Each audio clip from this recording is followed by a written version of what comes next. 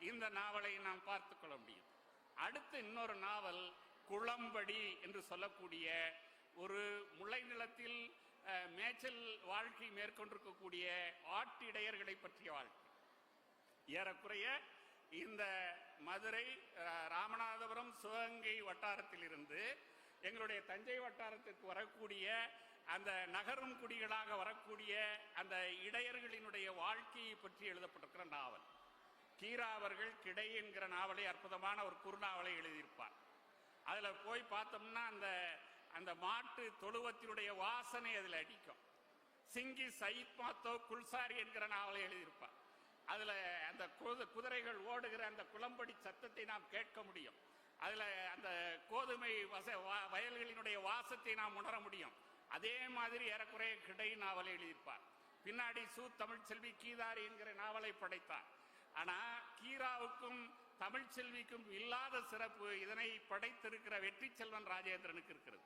ஏனென்றால் வெற்றி செல்வன் இடையர் இனத்தைச் சேர்ந்து ஒரு கீதாரியாக ஆடு மேய்ப்பவராக தன்னுடைய வாழ்க்கையை தொடர்ந்து இன்னைக்கு சிங்கப்பூரிலே வாழக்கூடியவர், சிங்கப்பூரிலே இருக்கக்கூடியவர். பல இடங்களில் சொல்றார். அப்போ இந்த ஆடுகளினுடைய வகைகள், ஆட்டுக்குட்டி, கிடா, அது போட, அதே போல அதுக்கு வருகிற நோய்கள், அதற்கு பார்க்கிற மருத்துவம், பண்டுவம், அதே போல அந்த அவர்களுடைய அந்த கூடு போல இருக்கக்கூடிய அந்த தன்மைகள், இவைகளை எல்லாம் மிக அற்புதமாக, மிக இயற்கையாக அதை எழுதுகிறார். ஏறக்குறைய ஒரு 300-350 பக்கம் கொண்ட ஒரு நாவல். அந்த ஒரு வாழ்க்கையை நான் பார்த்து வியந்து போனேன். இது மாதிரி ஒரு வியப்பு மட்டுமல்ல, ஒரு இயக்கமும் இருந்தது. இது மாதிரி ஒரு வாழ்க்கை நமக்கு வசப்படவில்லையே என்றால், அவர்களுக்கு ஆட்டை தவிர எந்த வாழ்க்கையும் இல்லை. அவருடைய சொத்து அந்த ஆடுகள் தான். அந்த ஆடுகள் செத்து போவது, நோய் செத்து போவது, அதே போல பல்வேறு நிலைகளிலே அவர்கள் அலைக்கொலைக்குள்ளாக்கி அந்த தொழிலேயே விட்டு விடுகிற நிலைமை வருகிறது. ஏன்?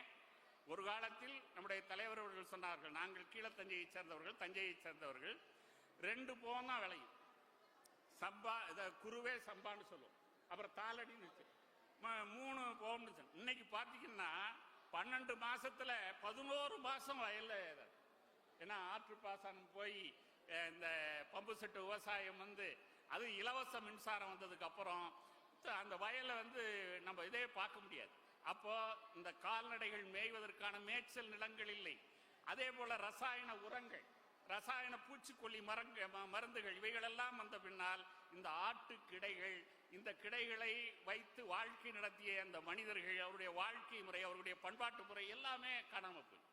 அப்போ ஒரு தொழில் என்பது, ஒரு சமூகத்தினுடைய வாழ்வாதாரமாக இருந்த தொழில் என்பது நவீன தன்மைகள், மாற்றங்களினால் எப்படி உருக்குலைகின்றன என்பதை பற்றி மிக அற்புதமான இந்த குளம்படி என்கிற இந்த நாவலிலே நாம் பார்க்கிறோம்.